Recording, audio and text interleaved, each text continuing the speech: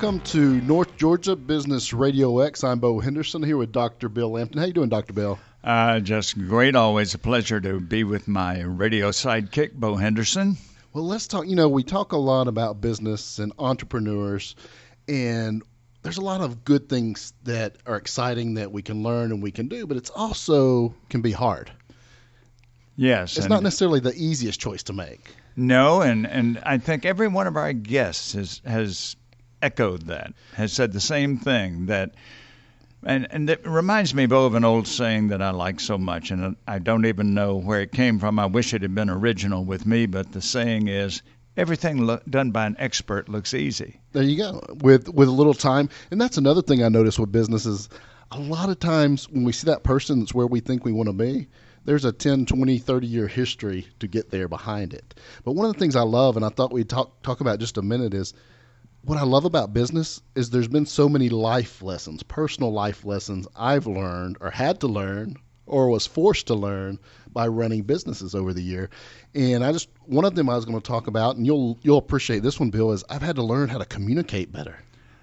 Yes, Bo, that is the key. You remember my favorite saying from Daniel Webster: if I were to lose all of my possessions except one, I would keep the power of communication, for by it I would soon regain all of the rest. You could get them all back. And that kind of ties into another. What about the idea of teamwork? You have to, if you're in a business and there's multiple people, moving parts, you've got somewhat of a hierarchy in some situations or just departments, you've got to learn how to work together.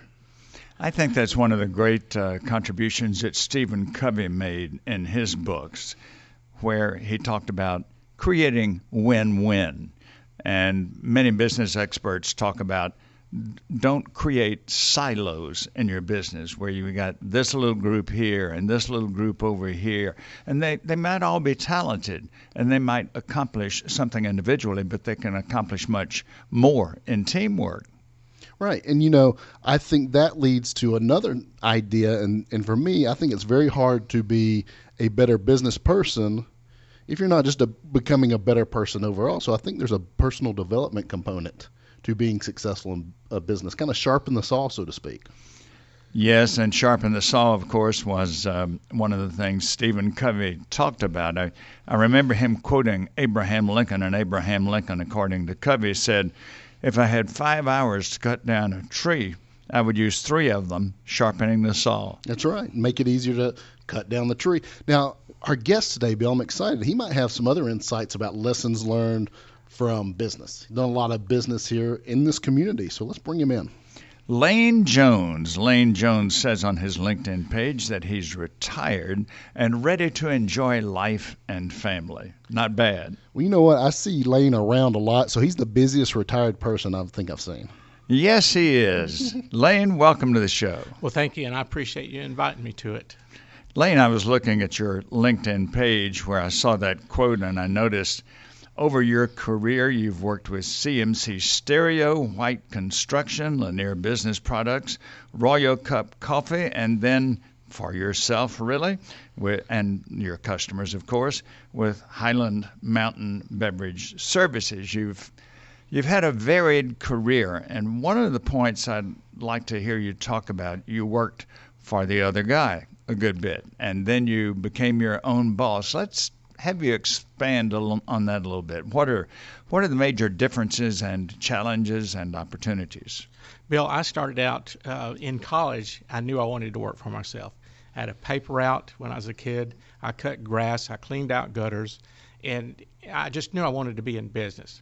So while I was working for these other companies, I was sizing them up and seeing if I wanted to be in that type of business. And I finally just decided with the coffee business that I could do that, and the route work wouldn't be the big startup costs and everything. So I got into that business. But, when you get into business, I thought I'd be making a profit. My first year, I made $19,000. And my accountant told me that. He said, I got news, you made $19,000. And I said, where is it? I put it all back in the business. What happened to it? That's right. The business ate it. I never took a salary. And so that's one thing that you miss, and is not getting a salary. You miss vacations. You miss sick leave. Benefits. That's right, benefits. You have to do it. You have to work. I mean, you're expected to take care of the customers. And while you're a one-man show, like I was for 2 years, you have to go in when you're sick and work through vacations and all that kind of good stuff. So I really like working for myself, but I like the benefits of working for somebody else. So there's a trade-off there. You're talking about all the different things that you have to do when you're working for yourself, and the dedication you have to have, as you said. If you're sick or if it's a day that you'd rather do something else, but that's a choice you make when you become your own boss. You have to be your boss, not just your friend. That's right. Exactly. And that was at first hard to stomach, but as I started gaining employees, gaining business, I started realizing that, it's good. At first I was kind of hesitant because I was in this in every way possible, but I would not fail. That was my guarantee to myself. I would not fail at this business. I tried vending, stepped into it, decided to get out of it because I wasn't good at that. But anyway, we went from coffee, office coffee, servicing offices with coffee, to bottled water in '89. I started to get into it a little earlier, but I was just hesitant because the numbers didn't work out quite right. But we got into bottled water, and it was the right time to get into bottled water, and we amassed a huge amount of customers, a huge amount of territory, and it was hard to grow. We were growing too fast for what I could do, so I had to hold off, and that's a shame. I was never a very good business forecaster. I remember when people first started talking about bottled water, I said, bottled water? Who would need that? We got water fountains everywhere. Right. Well, I started, I would see, I'd go into customers' offices, and they would have rusty water, rusty pipes, old water, old pipes. And I saw a need for filtration of bottled water. So I chose bottled water, and that worked out. So anyway, that was good. And we've each got a bottle of water before us right now. Oh, that's right. And I'm glad because my mouth's getting kind of dry. But what you got, Bo? Well, no, so tell me a little bit more about that business. So you were you were distributing water to businesses? Right, business and residential customers. Okay. We had about 16% residential customers, and the rest was business. And we had, sometimes I talk like it's still my business because it is a part of me. Sure. And we've had a lot of customers, and that's just great to have good customers and, that pay well and all that kind of stuff. So. Right. Very good. So big. What would you say, Lane, as we talk about, kind of in the beginning, we were talking about things that have come up, things that we've learned. Biggest lesson learned in kind of the entrepreneurial journey you've been on? Just to stick with it, right. And it's a way to create wealth. You on your own, you do business, and you can afford, and you start, and you take the jump to buy a building instead of renting, and then you take another jump to buy another building because you've outgrown it, and it becomes rental property, and that's a nice thing to have when the end is, or the end of your business journey is near. No, I think so. I think, and one of those, it comes back to a risk tolerance, right? I think working for somebody, and we talked about this, it's a little less risky to have a paycheck for 20, 30 years. It's not as volatile, and that's why there's such a high failure rate, I believe, in business ownership, is that period of time, it is not necessarily fun, and it is hard. It is hard work. And like I say, when we started the bottled water business, we had limited funds. And so when you get a customer, you have to buy the equipment. You have to furnish your receivables, and all that comes out of pocket. The bottles, and that all that comes out of pocket. So it's difficult to grow when you come from meager background. And toward the end, with the Great Recession, we weren't doing too well. It was hard. It was tough. wondered whether they were going to make it or not, but opportunities started coming up. There were smaller businesses that I bought. I think over the period of time from beginning to end, I bought nine companies. Okay. And rolled their business into ours and continued all under the same roof, and that's what helped us to grow. It's just hard to go out and get new business these days. Well, I was going to say, you brought up a great point, too, is that when things are bad or when things are tough, a recession, a pullback, there's always usually an opportunity for somebody out there when that happens. When it's tough for a lot of That's people, true. there's usually an opportunity. That's It sounds true. like you kind of found those with other businesses. By 2010, we were finding other companies that were ready to get rid of their business. Nice. And so It intrigues me that you say that 16% of your bottled water customers were residential. Do you mean they had it delivered to their homes? oh yeah, we delivered to our residentials were our customers who we delivered to their homes. We put it around the backyard, on the back porch, or the back deck, or in the basement. We tried to accommodate everybody. Like the old milkman delivery from all those years ago. That's true, but it's hard to do that. It's hard to do that.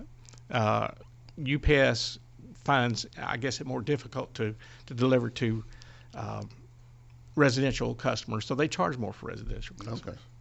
But we did not charge more for residential customers. So anyway, And you talk about some of the early work you did as a kid. One of my early jobs was delivering laundry, and I remember I would do that 4 nights a week. 2 nights a week I would pick up laundry, and then I would deliver the cleaned laundry the other 2 nights, and you run into barking dogs and right, that's right. all kinds of hazards that you wouldn't expect. I remember, and this was a lot of years ago, but I remember one customer had what I considered must be a very ferocious dog. I started dreading him about 2 blocks away every time. Oh, yeah, I understand. We've had those. We sure have. You learn the spot. Now, something that's interesting to me, or I'm curious about. So the business, we've heard it today, it's still part of you. Oh yeah. That it was. Well, so what was that transition into? We're calling it retirement now. What was that transition like, and what does that look like as far as being involved, not involved, staying in touch? I'm still trying to stay in touch with the chamber. I do some things with the chamber. I've got other activities, like I've worked with SCORE for 3 years. I've worked with IT and Lanier as an advisor, and volunteer for them as a driver. IT and Lanier is Independent Transportation Network, which helps older folks that can't drive get to places. And we're less expensive than a cab, so and it's door through door. But anyway, that plus when the last day I worked, there was a transition, just as far as me having to do something. I always got up at 5 o'clock, 5:15, and but when you don't have anything to do, you manufacture stuff. So I've always gotten out of the house in the mornings, regardless. No, and it's so good because in the retirement planning role that I do, I've found a lot of scenarios that's not talked about where people, they do something 30 or 40 years, and I've literally seen severe depression, loss of identity, relationships blow up because now it's like, what do? I don't have my routine. I don't have so I'm proud to hear that you just got up the next day and got busy doing something. That's right. I can't stay around the house. I come home around noon or 1 o'clock and just take it easy and do things around the house. But I just have to get out. It's one of those things that helps keep me sane, I guess. Well, let's talk about this too. So we all saw each other at a chamber event, right? And there's a networking. So I was going to ask you, what is it with the networking? Is it staying involved in the community? Is it relationships? All of the above, kind of? Because I know you're real active out there. It's all of the above. Just keeping up with what's going on in the neighborhood and the relationships that you do build. It's just unbelievable. It's like Al Tremblay, who has the Rainmakers. Yeah, Rainmakers. Right. He talked to me at a chamber function, and I said, "Well, why don't you come talk to us?" We needed a good web guy, and Al was everything that we wanted plus. Right. And so he did our business a service, and just relationships like that really help you out. Right. One of the things that I find so commendable in you, Lane, is that you're a lifelong learner. Bo, I don't know if you know it, but he's a graduate of the Terry College of Business at UGA. So we really? got 3 Bulldogs Got a here. bulldog. Good. And you've been learning ever since. That's right. You mentioned to me at one point that you have probably read hundreds of business books. That's true. I just have an insatiable want to read books about business and some other things, but business has been my life, and it's been tough, and just trying to learn how to do it better. And one good idea can be a game changer. Oh, it can. You know, sure can. that's why one of those events we go to or a book, you never know what you Right. could pull that one That's good right. idea. Well, one of the questions I had, Lane, is one of the things I see that can be tough is translating experience to new entrepreneurs. And it's hard to go just to business school, learn it in a book, and then go apply that. So if we have people out there listening that are maybe newer in business or starting a business, any a tip or two about, hey, here's a couple things I would want you to have top of mind as you're going down this journey. Yeah, one thing that when I started business, I went to a SCORE meeting, and it was entitled "So You Want to Be in Business," and they looked at things that I didn't want to hear. They looked at really hard work and stuff like that, and that's one of the things that you're going to have to do. Hard work. We started on $10,000, and that was our total investment in the business, and that's all we could afford, or my wife and I. Right. And so that was tough, shoestring. And so I worked at convenience stores and stuff like that just to make ends meet. And you have to know what you want. You have to set goals, and you have to keep your mind on those goals, and then achieve them. And they need to be good goals. Right. And so Take it a step at a time. Right. Move forward. I know we've all heard, and including our listeners have probably all heard this, but it's worth repeating. The only place that success becomes before work, the only place that success comes before work is in the dictionary. Pretty good. that's true. I couldn't deny that. You really have to put in some work. A lot of in mentoring, I ran across people that had great ideas, or I thought they were great ideas, but they didn't have the money to finance those ideas. And it's hard to get a bank to finance the ideas. In fact, they won't finance it unless you have some collateral to put up. Right. And that's, how do you say, that's the way, that's just life in business. But it's a shame that some people can't do it because they don't have an input as far as money goes. Right. And it's tough. It's probably when you need the money the most. Right. to get Exactly. going, Exactly. but you don't have the track record necessarily to fit the box. Right. And going back to when we bought all these companies, we were fortunate early on to buy Coca-Cola's business, their office coffee business. They had one back in the 90s. Nice. And that got me over the hump. And you understand what I mean, getting over the hump. Oh, yes. When you finally make a profit. I mean, that you can, that you see the paycheck. And but that's a good thing. But later on, I had the building, had equity in the building, so I could borrow that equity to buy a company and then pay it back within a few months or a year. And that was a fantastic aid to me, is to have something like the building to